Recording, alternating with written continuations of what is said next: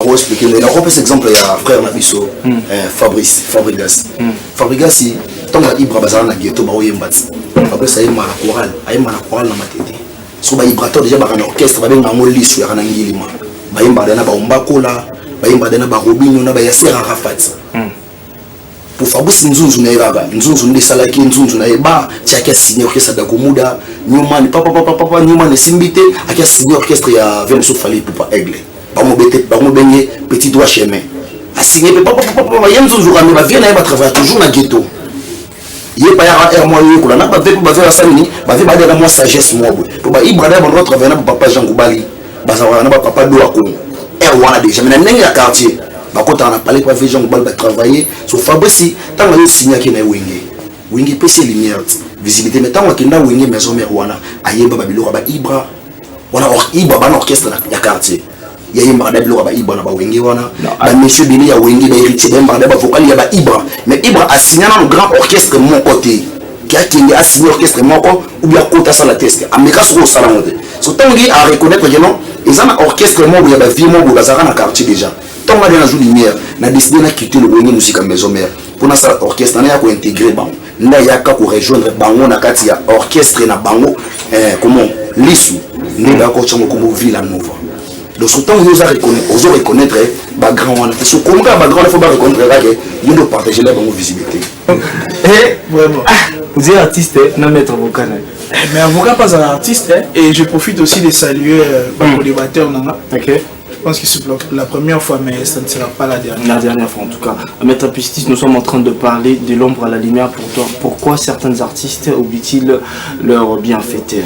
La thématique est déjà une question. Pourquoi l'artiste ou ghetto Sanaka source de temps en temps? Vraiment, c'est d'ailleurs inhérent dans la vie humaine. Ce n'est pas seulement l'art. Bon, quoi que tout le monde l'art, mais généralement, c'est toujours comme ça.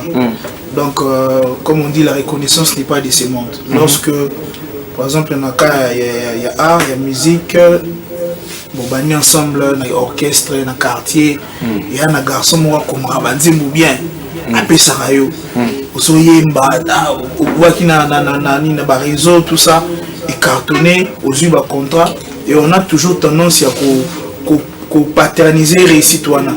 De dire qu'ils ont un alors que parfois, mine dans le domaine de art, récite est à collectif. Donc je dis ça en connaissance de cause parce que moi j'ai trop vécu avec les artistes. Donc on appelle ici un ami d'enfance, James Tatouka, depuis Brésil, c'est un artiste aussi. On a grandi ensemble. Donc lui il chantait, moi j'ai essayé d'écrire et tout ça. Bon, on avait avorté les projets parce qu'on devrait embrasser ma carrière à Moussous. Mais généralement à cité, au moins on sera bimi à Bossani place à route à Bossani on a comme les banzembo à Bossani va banda pour accompagner peut-être notamment ba showcase ba concert à paternaliser les citoyens. Donc en général je pense que c'est simplement lié à l'ingratitude na parfois peine à succès parce que mon succès peut atteindre mukie échanger ça ba te belé ba tout on a non ngai ton a na succès nazalina bango du coup bino comme boidaye beaucoup minutes ba témoin gênant aibi que yo za na facilité à opérer remarque maintenant yé na ki leader na yé a olinga oza pembe limité parce que yo yé bien de bandara opérer banzem boidem so ndo pese bilamba ba basket quoi que non ba concert et consort tant au commis na niveau wana a commis témoin gênant donc il faut à exclure yo azo se bateau ba coutier na succès donc c'est un peu ce qui arrive souvent. Bato avuti na succès baza vraiment na droite ya koloba na ye kosala vraiment tout simplement parce que ba coûter na état au azali. Donc c'est généralement ça. Moi je suis dans le sens je suis plus dans le sens où une personne déjà assez bien établie, a commis déjà qui part chercher un talent caché, un talent que personne ne savait. Nous t'attendons comme on a dit. Après avoir coupé ces lumières, les talents qui sortent dans le système orchestre parce qu'il n'a RDC on est plus dans le système orchestre. L'artiste qui sort de l'orchestre sans pour autant chaque fois, bon, on n'est pas obligé de chaque fois mentionner les noms à partout qu'il y a une émission et tout, mais carrément oublier son passé tout en effaçant l'orchestre où il y a les cas qui même à ta tchara combo à l'idée wana tchara d'ailleurs à côté sous na randu na yé l'idée en même qu'est-ce qui même principe kaka ingratitude même voilà où c'est pas tant parce que au Kouti naka opé c'est encore plus grave au Kouti déjà orchestre c'est ça au van yo yé na orchestre à découvrir yo ba leader moni ba leader ba rappel na ba sentiment to la musique ba mo ba sentiment il faut na foule ay ba foule yo abimisi aux yeux du monde au sali moi 2-3 tubes na 4 orchestres et foule yo aux yeux ba makambu ne to ba na lingala OK pour ça la makambu na yo comme finga leader tout ça et ça la ingratitude n'est autre chose en fait la gratitude n'est pas de ce monde de tout l'artiste il y a Jévuli qui a dit que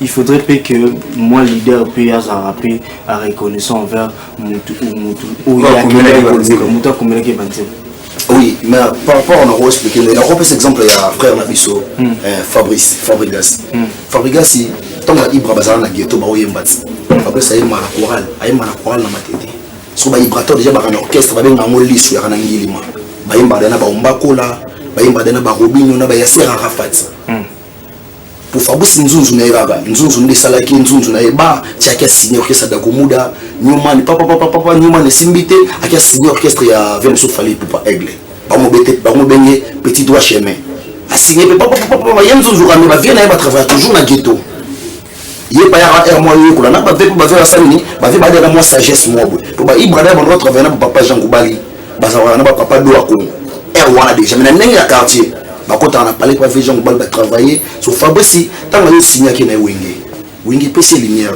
visibilité mais tant que na wenge maison mère wana ayeba ba biloko ba Ibra wana Ibra ba orchestre ya quartier il y a un biloko ba Ibra na ba wenge wana ba monsieur Bini ya wenge ba héritier ba vocal ya ba Ibra mais Ibra a signé dans le grand orchestre mon côté qui a signé orchestre mon ou bien côté ça la test ameka sur ça la monte so tangi à reconnaître que non ils ont orchestre mon ya ba vie mon bazara na quartier déjà tant on a dans jour lumière na décidé na quitter le wenge musique à maison mère pour ça orchestre na ya ko intégrer ba na ya ka ko rejoindre bango na kati ya orchestre na bango comment lisu ni ba ko chango comme Villa Nova.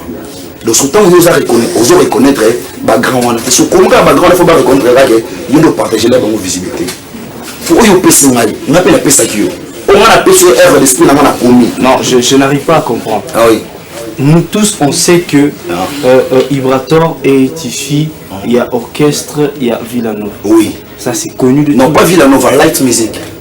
Villanova, on a bien fait light music. Light music. Ah oui, light music. Donc, place la bêta va featuring na Fabrice. Premier nzembo Fabrice na album Amour. Bah manze moti ezara lelo mbele. Na koma ro Ibra. Et ça œuvre de soi Ibra. Œuvre de soi. Mais leader Fab. Bazo travaille en collaboration. Non, il y a déjà orchestre, on a déjà ezalaka. Il y a Yevendeni. Ah, tout ça on a petit. Tout ça là le moi mais il y a des comme toi train. Donc il y a des leaders. Mais bah tu vois mon Fabregas après il y a le coup il y a les sous tant que moi Fabregas bon on paye Ibra torti mais sauf Fabregas il faut reconnaître que tu na yemba biloko Ibra na wenye musique à maison mère so tant on reconnaître que ça va mettre l'ingratitude so comment on reconnaître que nous peut ça la lumière pour y reconnaître que tellement de ça ba test wana ba vie wana na yemba biloko na bango kuna et le quoi ba goga wata reconnaître pas Ibra. Je pense que Omalo vous avez quelque chose à ajouter par rapport à ça. En tout cas, on a eu ça. Le problème, c'est quoi? Ah oui. Directeur, l'école a obligé de en démarrer moi dans un maïs. Vous comprenez? Et si papa Sungio a obligé de faire le baguette.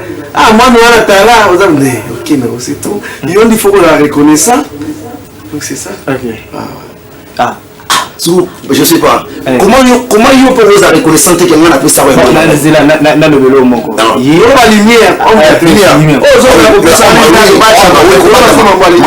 non. Lumière, on a tout yébi. Lumière, tout yébi. On a Ibra, na télé, azolié, la visibilité, c'est grâce à Fabrice. Et on a tout dit, mais ce que je m'appelle, c'est la ranini. Au monde de mettre un artiste à lobby, on y a fait ça dans la coulisse. So il faut reconnaître que mon temps a fait ça dans la coulisse. Pour battre tout le moi je travaille chez Ibrator, mais je reconnais que Fabrice, pour moi, Ibra le long de la TV, c'est grâce à Maestro Fabregas.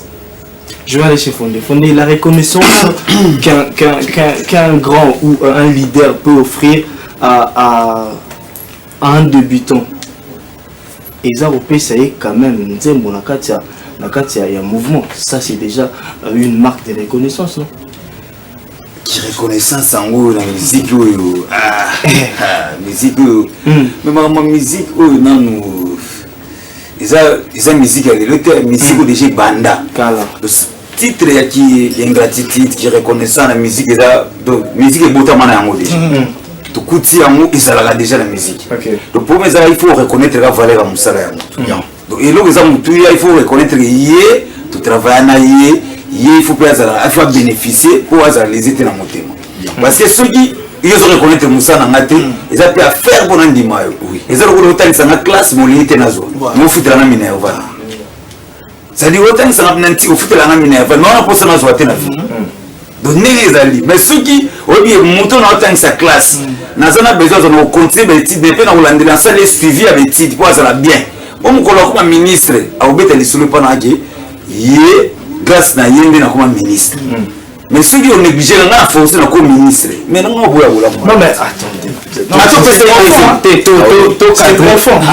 tout cadré non moi j'ai leader orchestre yo komaka mais na komaka mais ce que pour na pesa en lumière le yo pesa nganzemu na yembi ba moninga te ba moni mutakoma yite ba moninga mais prochainement habité nzembo opesanga nga na yemba ngote mais yo moko yemba nzembo là c'est pas une reconnaissance maître non en fait il faut vraiment il faut disséquer les choses, il faut caboler. Au moins une musique est tellement glissant.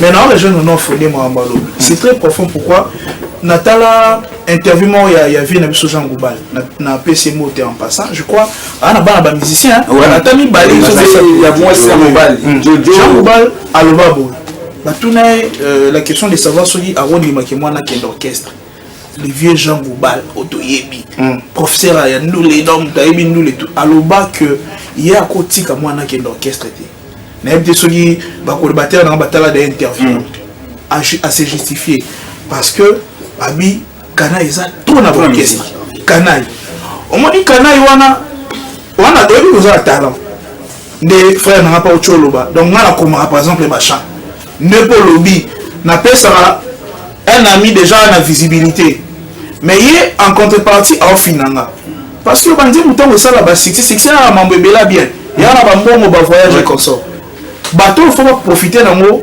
normalement ils ont un bateau na sillage cause la leader les a problème té que nga na leader après 50 nzembu na yembaki mais en bakakola monter à les roi mayele yo attention aux leader mais moi j'avais écrit une chanson à PCO écartonnée tu ne peux pas toujours te prévaloir une qualité qui leader pour peut-être que Eve Nangane est tombolio. Maintenant, ce qui est une question de non leader à Bibo appelle ça c'est la même chose. On a appelé ça qui et contribuer en fait et profiter de la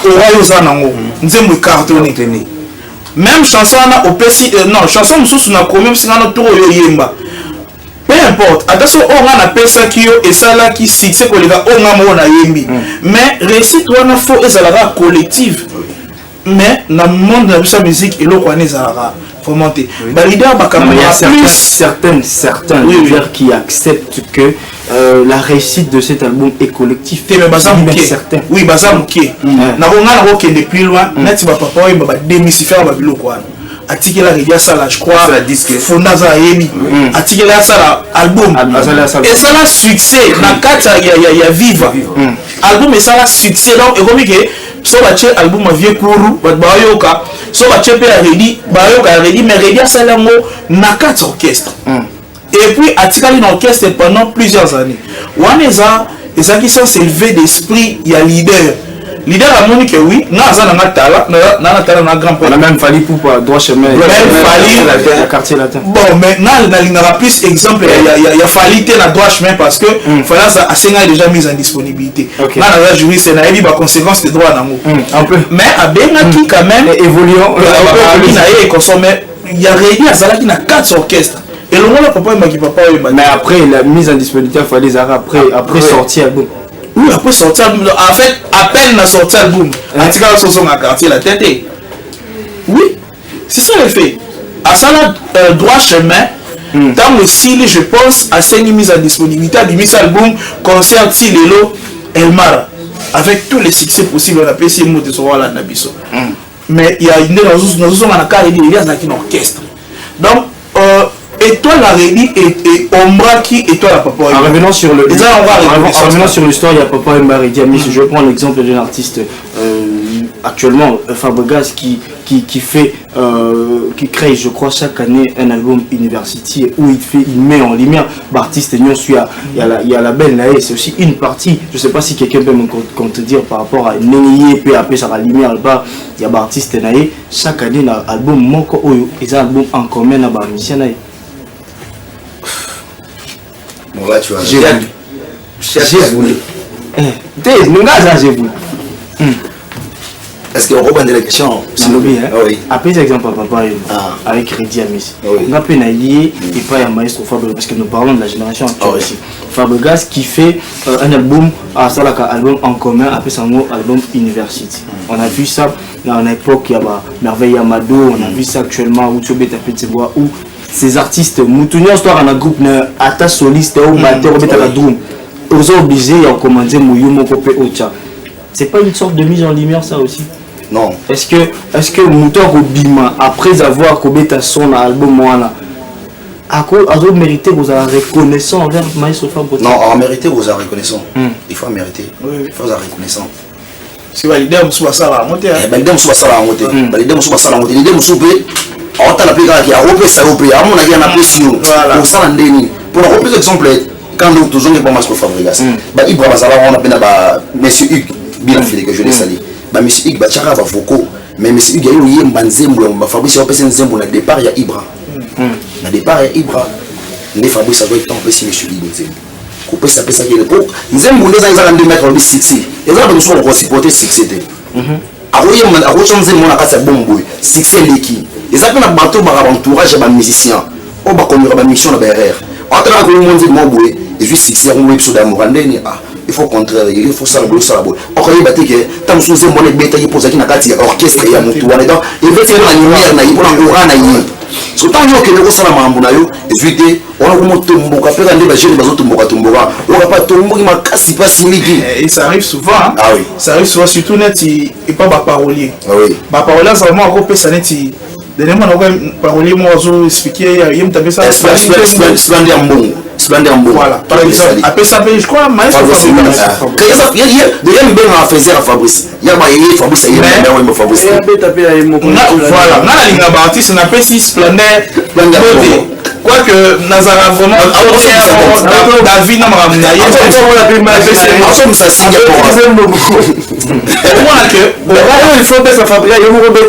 c'est ce qu'on dit. Aura Fabregas, Ezaki tellement, on va associer, dissocier talent na oraté. Peut-être que Yoko Salana tout simplement pour accompagner Aura Yamout. Et en passant, on appelle cet exemple, il y a ma mission Bela BCBG. On appelle si Bamoumote. Profond respect envers Bamou. Plusieurs années de fidélité dans Papa Chéri. Et le monde là qui va monter, va vivre bien, tout le monde a ma voiture, bien, mais bazalaka dans Papa Chéri. Pourquoi? Peut-être ils ont compris que Bisso Rana, Bisso. Et au marché des pères, par exemple, la Papa Chéri.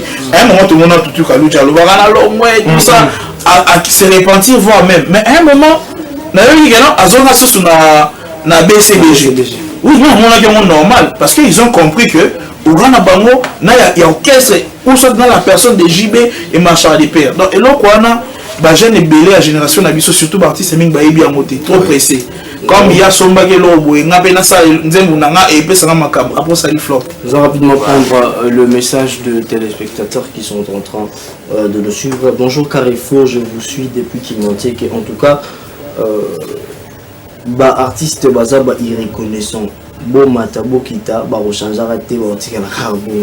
merci beaucoup, il a fait un message anonyme. Bonjour Carrefour, c'est monsieur Patrick. Je tiens à rappeler ceci.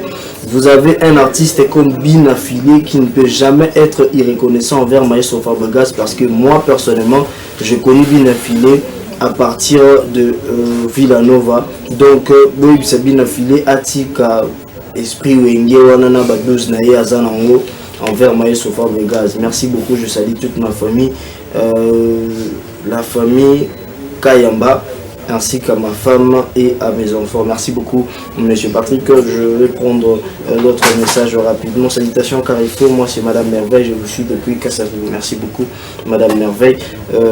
Rapidement, salutations Carrefour, Boye Bisselanga, artiste. Bon, l'artiste a un mot dans le plateau, Baté. Artiste, Basailanga, vocal avant Babima. Merci beaucoup. Faites comme les autres, envoyez-nous vos messages. On va prendre vos messages, on va les lire. Nous sommes en direct sur ce plateau. On va lire vos messages comme on le fait chaque mercredi. Carrefour, c'est pas seulement nous, Carrefour, c'est aussi vous. Omalo Tchamba, est-ce que le problème des artistes est bimaka avec beaucoup de reconnaissance? Est-ce que ça ndenge bimela kana orchestre tout moi biloko basibisaka na kati ya orchestre nde esalaka ke soki babimi bazala reconnaissant te envers bato babimisi bon. Côté on a défendre moi bateau balongwaka. Le problème c'est quoi? On tout suit peut-être la salle le mois bola mon bon. Donc il faut la carte toujours na scène avec toujours. Quand ba leader regarde la table tout monde ya ida na moi mission comme un gars. On va vous foutre mais là chaque jour vraiment. Donc tellement kabela mata bâtiment ko boye partout fona le gang comme on a ça moi le hôtel na ngai. On a comme un gars. Avec peut sur le sous-sauter. Donc il a quand même tout temps à évoluer à ce moment changer tellement milliers à banda ko concentrer même sous. Alors nous on pas na binoté quand même. Ingratitude on a aidé mimi ya moi. Soit muto, c'est là soit songi muto. Il faut pas le monde est soit le monde c'est moi qui a un gars. Nous allons prendre le cas d'Etia Oweranson qui lançait le recrutement dans l'Etina Fikine à Bélissi Batou où à un talent. On a vu comment Oweranson a pris le genre tout ce qu'on a le côté na quartier public à Matisho type comme Beta. Mais demain après au comité il reconnaît son maître de justice. Non, l'ingratitude est condamnable dans le bara. Ils ont bien été en fait. Ils ont bien été donc cause à la reconnaissance et au long talent. Moi, je suis avocat. J'ai pratiquement 10 ans dans la profession. Mais, dans mes débuts, je suis encadré par les vieux. Oh, je suis sous le loté. Mais surtout, je suis raté peut-être. Je suis de plus en plus rare. Mais surtout, je suis sentir la différence. Je suis vieux. So, bien même bateau on a encadré, c'est lui qui m'a formé. Ce qui ma formation et ça va et le tant que en salle d'audience il y a vendeurs et l'affaire qui n'a pas pour les faire na bimi na ki et le roté mais en plus ce qu'on a ezara que au moins so bon di mabola mamuninga ça été dimneo il y a plus souvent quand je parle avec mon ami on appelle ça Kimbote James Tatuka l'artiste a toujours que l'artiste n'a bisopé il faut élever un peu millier na bango. Il faut aussi être plus avec des intellectuels, avec des pasteurs. Dans le bara, le batanzambe, na batamaele, baïda artiste makasi. Et là, monsieur Rosalabou au Séni conseil. Ah, t'as vu autant dans une orchestre, mais attends, dans les bandes zanettes, na ba émission. Moi, ni batunayo, clique na yo, ba émission soke palo là. Mais qu'on parle on peut être héros qui dit ça. Tout le monde comment artiste belé. Na autant na nga tena zanet.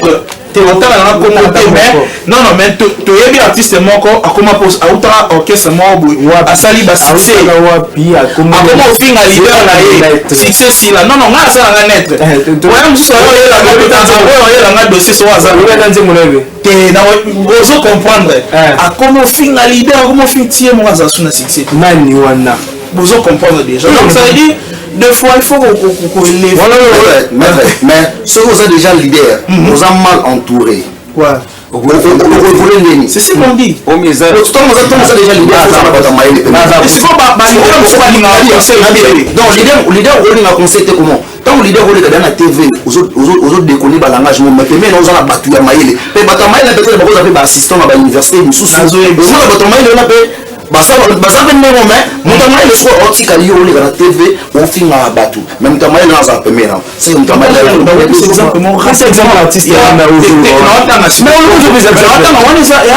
exemple moko négatif nakotanga ngo te napesa exemple positif jour mosusu bazo interviewé talaka musique to bazo interviewé Gaz Mawe te bayebisi ke vie na losele yo atindeli yo malobaki yo obudaki ye akomelaki yo soki apesaki yo force na concert olobeta soki na Paris tout ça obudaki ye mais toyebi ke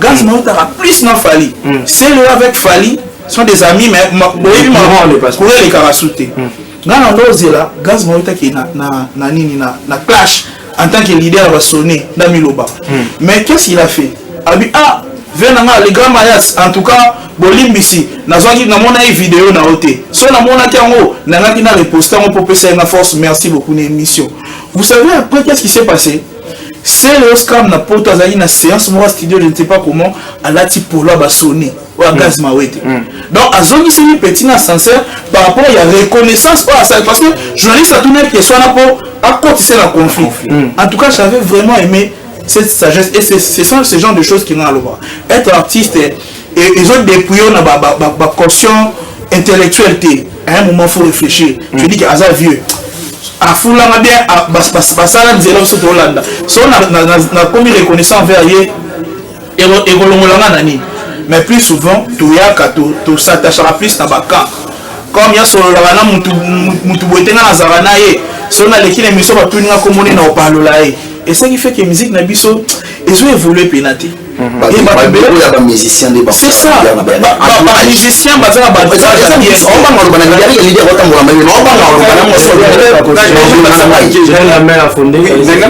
par rapport à tout entourage na bureau parce que biso j'ai voulu fonder tout ça na ba bureau na konna ba bureau te parce que ndito zaboué ba tout dans un appartement na bango c'est-à-dire que c'est une communication, ils ont chanter, ils ont conseiller monsieur à Libanda. Mais avant pourquoi mon conseiller va nyamalité au côté. Un mutu a eu un message pas ya mutu. Voilà. Avant nos décisions, il faut le rappeler mutu na mutu. Pour bureau mo Libanda ko bisa yo muni.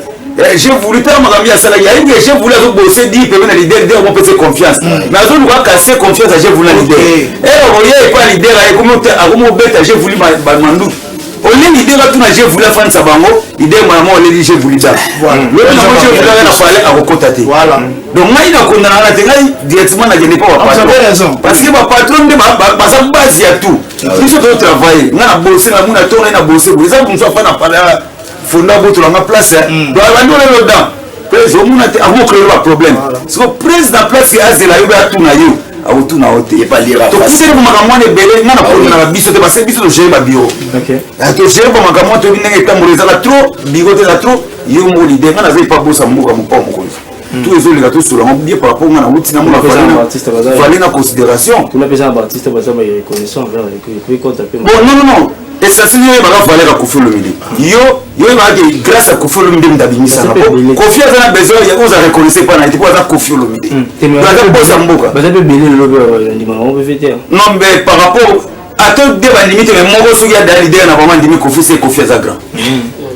c'est incontestable donc Koffi ba yi Koffi za prêtre donc Koffi a to boye aza soni ya mbeni vous avez la date moko boya Koffi bon na mona nante parce que bande début à carré on a yebi on a mona lancer ba message à pas Koffi Olomide c'est Fally Ipupa parce que banda na monde banda Fally Ipupa malgré tout qu'il y a polémique té na ndé normal c'est analyste de ça à musique Fally Ipupa banda carrière na ye malgré tout ba conflit miki zanga te anima gavi wana za vie na ye donc c'est dire preuve tout à la émission ba ça na 5 légendes comment elle va Koffi Olomide avant que il va calé avant que il va pépé calé ba do ba poser belé mais abandi pas vie na ye na cadre de respect ouais que wana ndé vie na masalanga donc c'est dire na ko de gauche à droite attends la bête gauche droite ba zo sanga yoza cancelateur c'est dire ayebi valeur wa Koffi Olomide donc attends lobby attends fini Koffi au paysan ko to ba bigé imagine ce Koffi Olomide c'est-à-dire ingratitude na biso na ki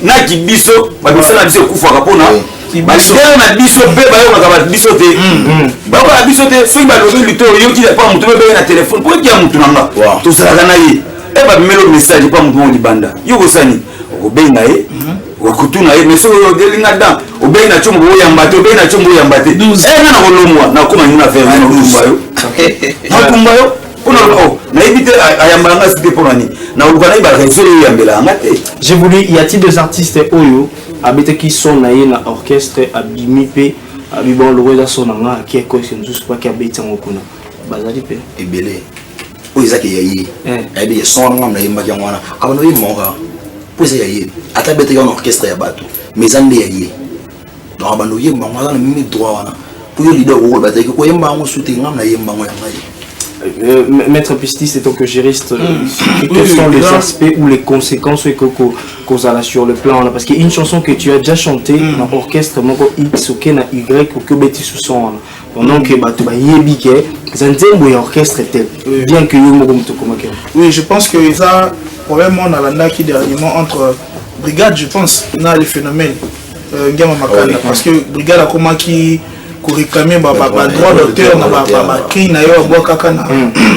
na maison mère partant du fait que à Betagi je crois featuring même un artiste il y a France Jingeli lui il est monté sur scène voilà donc Asaki pe na clip tout ça et ba reconnaître qui cri na yewana na cadre nzembo wana bigala zo himbo voilà alaki soit ça la même chose asala le rétro pédalage azonga tina maison mère a qui réclamer droit na kuna ezaki je pense que azo qui gagne des causes parce que en droit il se pose un sérieux problème tout ça na ce qu'on appelle le droit d'auteur et les droits voisins. Il y a même toute une loi aux régir. Moi j'ai même ouvrage il y a droit d'auteur et le droit voisin joue aux opénatants tu as décortiqué et là premier ouvrage on a droit wana na côté faculté économie générale il y a notion na mi balezani le droit d'auteur est ça et le roi mutasali par exemple yo sali cri na onde artiste loba au même en orchestre au PC par exemple leader comme accueilli à enregistrer on doit à protéger cri na yo wana na combo na ye juridiquement ça sous cri na oté oui parce que tu vas avoir deux preuves aux autres bakeza yo OK wa puis preuve aux autres ça keza yo pour réclamer paternité na aux na oté il y a aussi ce qu'on appelle le droit voisin ça mais généralement la Kinshasa n'est pas un système d'orchestre donc batteur azali aina soliste aina moi guitare moi bêtise na bo et ça et puis makambo sur l'œuvre dans l'ensemble aza ce qu'on appelle le droit voisin donc ça veut dire leader on a yemba nzembo za ngo ya leader mais aye na ba innovation na ba partition na ba seven ba bilo na ye aza na droit na donc il faut toujours le coin lorsque aux honnêtes musiciens aux UF no OK na on OK c'est ce qu'on parle na on neni ba mission to na on na orchestre bon na oui to na orchestre bon c'est pesa ba leader mais tant moyen na combien leader ou soit au BCD article na son ou bien na œuvre ou tout ça na featuring tant OK tout ça orchestre moko mais to déclarer mo biso mibale que ezaya yo ezapiyama du coup pour partager ba droit mais ceux qui déjà le leader a protégé quand quoi que otaki pas na yo tamo ke na moi ya attaquer en justice net tout le monde a souvent par exemple parfois ignorance aussi alors juste un rappel pour en ce qui concerne le droit d'auteur nous avons cette société Sokoda qui est dirigée par Jean-Sar Nyokalongo un artiste musicien nous espérons bien que Sokoda oui Jean-Sar Nyokalongo et j'espère bien que nous espérons bien qu'il est en train de faire un bon et un grand travail en ce qui concerne le droit de l'auteur. Il y a Blaise Boula, mais la tête, et là je sens la tête. Donc nous espérons que le travail sont en train d'être bien fait de ses côtés. Alors on va prendre rapidement le programme de l'artiste, bien sûr les communicateurs, j'ai voulu avec l'orchestre, la nouvelle évaluée par l'orchestre. Oui, merci vraiment. Avant tout d'abord de commencer dans ça, moi je suis patron de Vibrateur et puis il y a les aussi. On a démarqué les concerts, les leurs maîtres. Na comprendre si que tu continues quand? Non, tu continues là.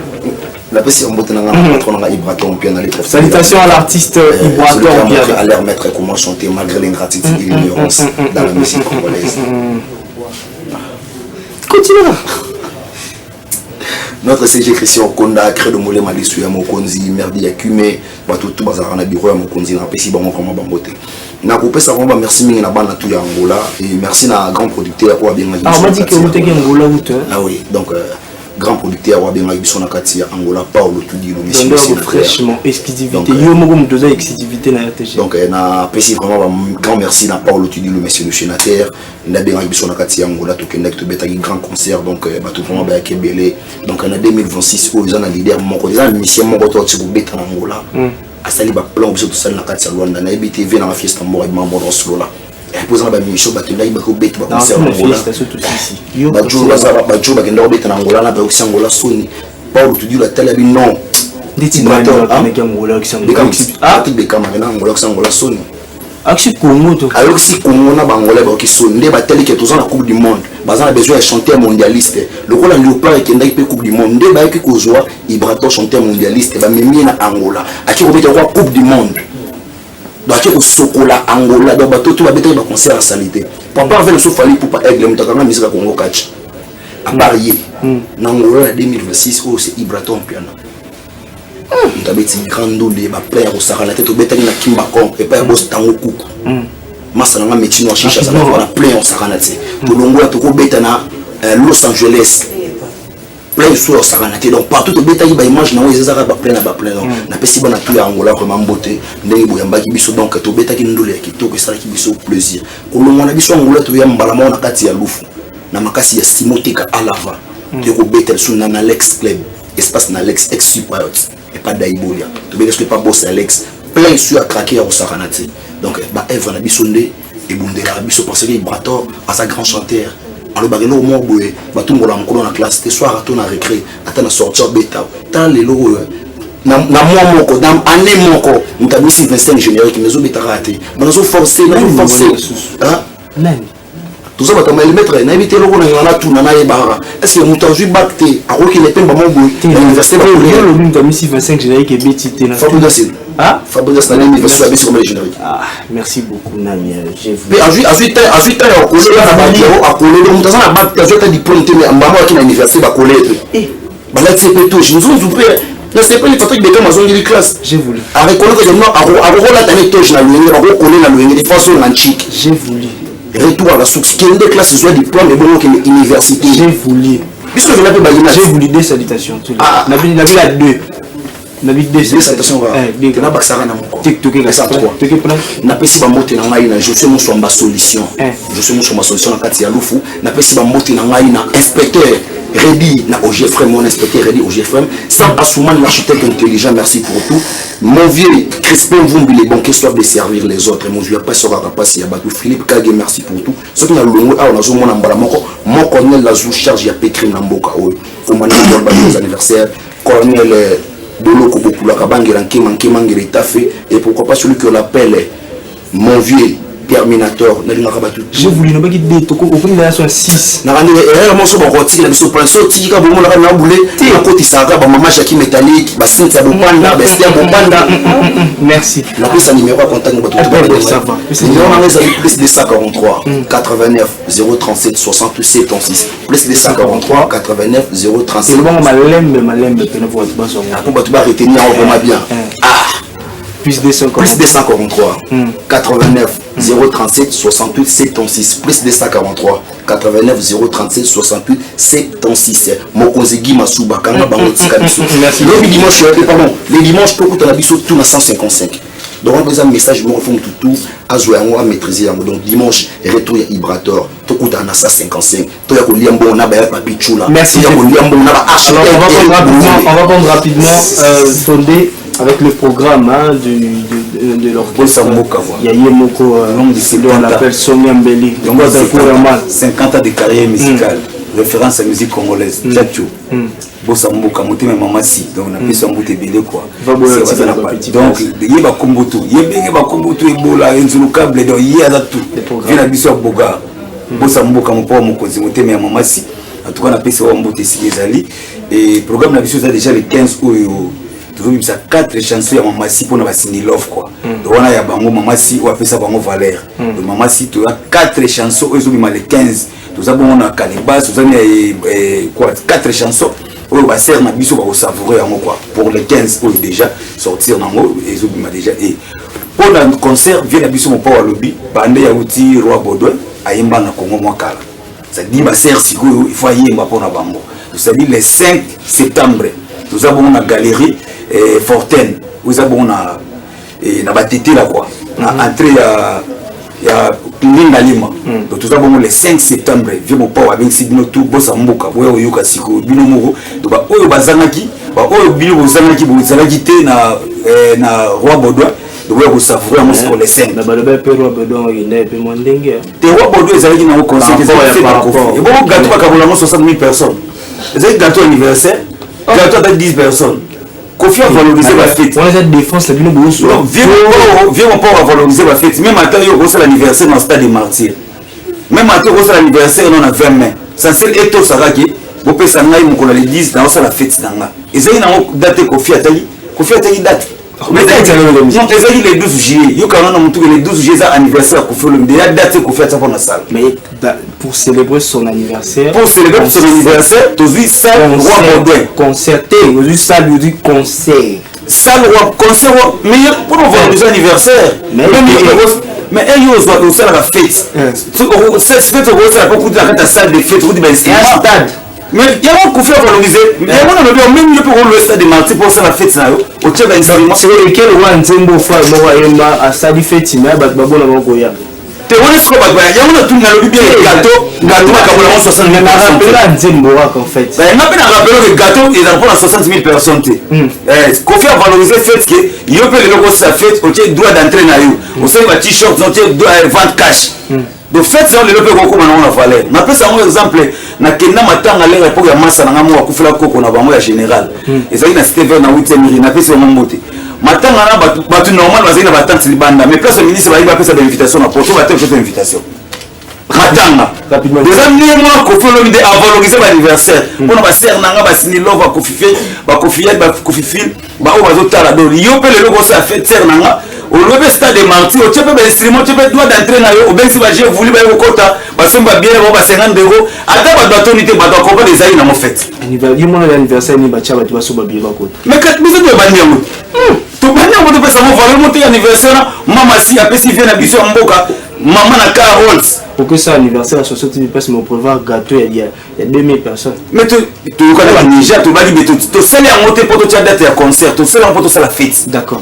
Tu sais pour la fête donc quand tu vas passer le 5 septembre tout ça la bon na galerie Forten na grande na Gombe le 5 septembre. Galerie la Fontaine ou Forten? Forten. OK. Donc ça dit tu vais bino le 5 septembre, vous savourer ba tchacho, ba djino, ba musique ya Kofi Olomide je pense que c'est Galerie La Fontaine, non? La Fontaine. Galerie La Fontaine. Galerie La Fontaine, La Fontaine. Donc c'est-à-dire pour le 5 septembre quoi. Tu bien si bino tout et ba ser na biso ba o ba ni Kofi Olomide ba o ni mère na biso sini ser à poids ser à valeur toute la ville on parle. Tu bien si bino tout boya bon respecter l'habillement parce que quartier la tête c'est habillement donc costume, lit parfait na yo car. Donc voilà quartier latin et au fan yo molié au fan a permettre tantôt excellence moko boye au fan a permettre tantôt la PDG moko boye donc voilà qu'est-ce que faut respecter habillement donc il y a dans le yengete kuna oh ateli parfait bo solo na mozo iba oh ina carte on est qu'est-ce ba boss on est un grand monde donc grand on est un grand monde on est un na lit na et si valeur parce que na fa pas PDG qui m'a imprimé na rapidement parce que mi aussi ndé mon PDG qui m'a le numéro de contact donc c'est plus 243 89 66 76 932 plus 243 89 66 76 932 so bien fondé le père Namo Ozwanga ya Willy Mouchen ni code mondial via ba petit tout via sur l'arabien de la piste en moté belé il loue ses sumbu cadastre azotala na siko na parler na piste en moté belé DG merci qui ngudi la yanzambe na Durba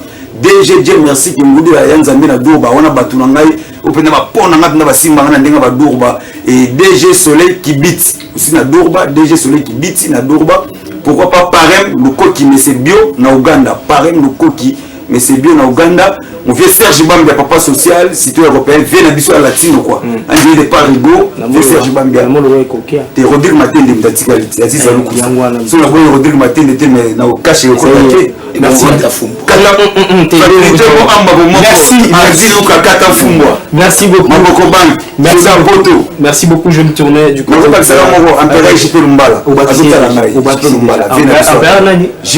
Merci beaucoup. Alors, nous allons prendre rapidement, pendant que vous allez parler des images, il y a un concert, on a eu, rapidement, on a vu, vous étiez en production à Kinder Maniema, les images sont là. Comment ça s'est passé?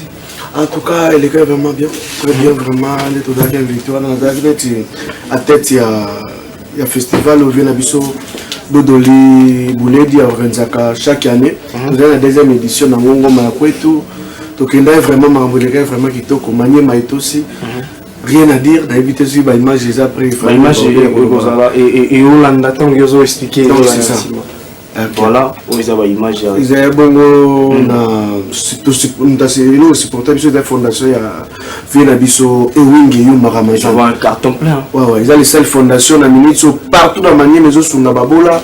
Ils ont partout vraiment on peut monter ça là qui biso to commande sur place grand prêtre PCA et Wingi Maramazan. Ba salutation place azali depuis Lubumbashi biso to zaka na Kinshasa. Zo zela neza la kaka. Surtout bana Maniema actuellement sanga pena bazate. Et moi zo mona image. Tout le monde a bina. Mais nous les allons sur bateau tombe la vraiment beaucoup. Le nom local toi mais là ouais yo mal. Ouais. Bon, à part votre production à Kindu, il y a une chanson avec Fabregas. Ouais, puis à ma petite. Et là, ça me va bien. Au début, au banda qui a tout le monde a combo, ça me va bien. Donc, on parle de famille et ça, ça qui. Si je n'ai pas ça qui de l'ombre à la lumière. Mais cela m'a dit que Nalobi est au malo. Ouais, tu l'as bien, j'espère bien. Nalobi est. Ouais. Si je n'ai pas ça qui est de l'ombre à la lumière, pourquoi certains artistes ne reconnaissent pas leur bienfait? Quand c'est nous, ça l'est bien Nalobi, tout à l'heure, comment m'a dit trop, ah, ça l'est moi bien. N'a pas eu un fièrement, bon, n'a pas eu un viement, mais n'a pas danger vraiment. Ça bien fait terrain, pour bien fait terrain. Ça l'est bien, mais sauf qu'il y a des points qui vont qui me tout un peu combat pour fille. Mais Fabre qui m'a cassé ça l'est bien. C'est ça la famille. Famille c'est un gâteau autant comment bien il a actualité. Mais c'est ça la moins bien. La chanson est déjà disponible. La chanson est indalilo. Et indalilo est disponible dans la plateforme Nyonso. Ils ont les la trace, tout le monde qui fait la trace la mission à Congo, à RTGA, et vous les cas, tout cas ils appellent dans les bois. Et indalilo partout. Ils ont bêté actuellement. Les génériques, les afrobeats, mais ils ne sont pas bois qui wana et ça les met vraiment normal. Parfois non, balinga loquette non, kuna pe nyata bi. Et ils ont sur les angles, voilà l'agitation à bisot. Alors mutumo le ba qui est artiste aux en plateau, ba yima mais surtout un artiste ga moko yo. Toleka. Naimba. Ngate. Akatombe ko hashilele. La nation Maniema. Akatombe ko hashilele. La nation Kisangani. Dimosa nunaka. O manona kamera na donc tu viens de parler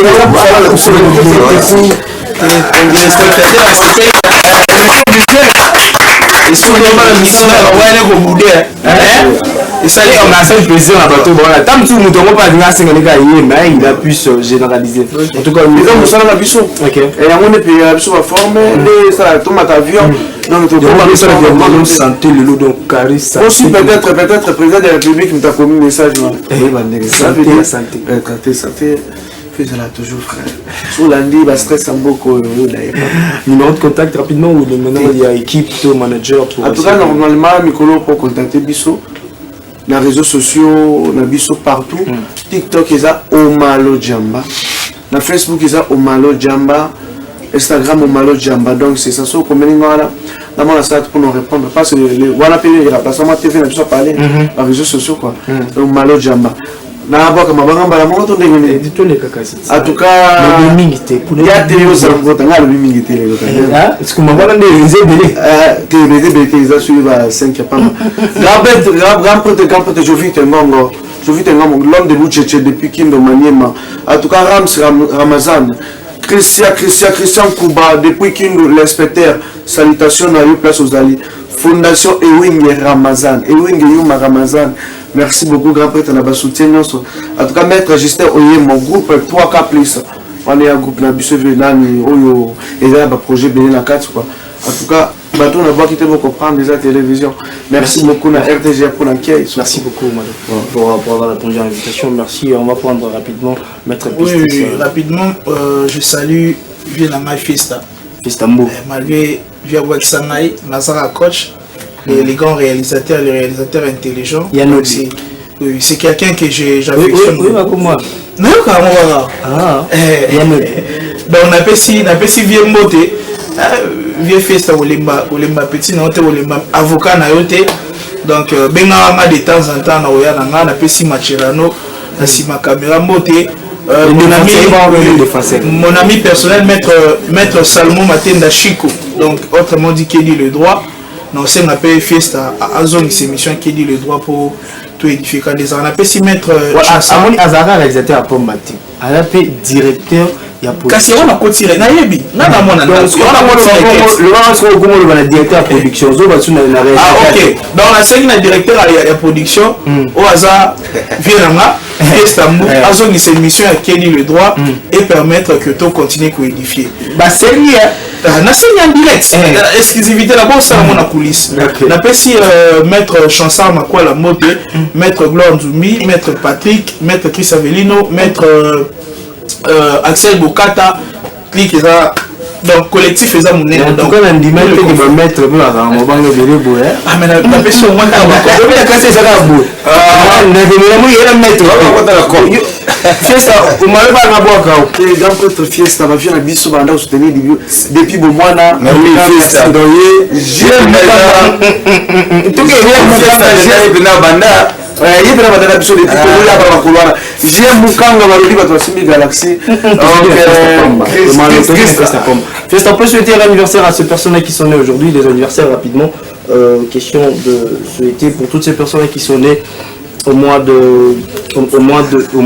nous allons vous souhaiter l'anniversaire. Hein. Si vous êtes en train de nous suivre, vous êtes ici sur les plateaux parmi mes amis qui sont là derrière. S'il y a des gens qui sont nés en avril au mois d'août, nous vous souhaitons heureux anniversaire. Mais nous allons commencer par souhaiter heureux anniversaire à ces mignons petits garçons qui répond au nom de Emerson Lema, qui pèse à Dieu de te bénir abondamment, longévité, prospérité, bonheur, en tout cas, pendant toute ta vie ici sur terre, que Dieu t'accorde une longévité et Dieu te garde. Encore une fois de plus, heureux et somptueux anniversaire à toi, Emerson Lema. Rapidement, nous allons aussi souhaiter heureux anniversaire à celui qu'on appelle l'abbé Kassereka, l'ami des pauvres, les bons samaritains de notre temps, hein, l'abbé Kassereka, plus de bénédictions, longévité, prospérité, bonheur, balobi, les Koinda, Tokolia, Tokomela, en tout cas, Tokozala, on a besoin de tout célébrer. Anniversaire, il y a abbé Kassereka, lui, on l'appelle l'ami des pauvres, Tokozala, on a besoin de tout pendant qu'on célébrer. Anniversaire, il y a abbé Kassereka, heureux anniversaire à vous. Et merci à vous, fidèles téléspectateurs, de nous avoir suivis. C'était votre planche animation matinale Carrefour Culturel.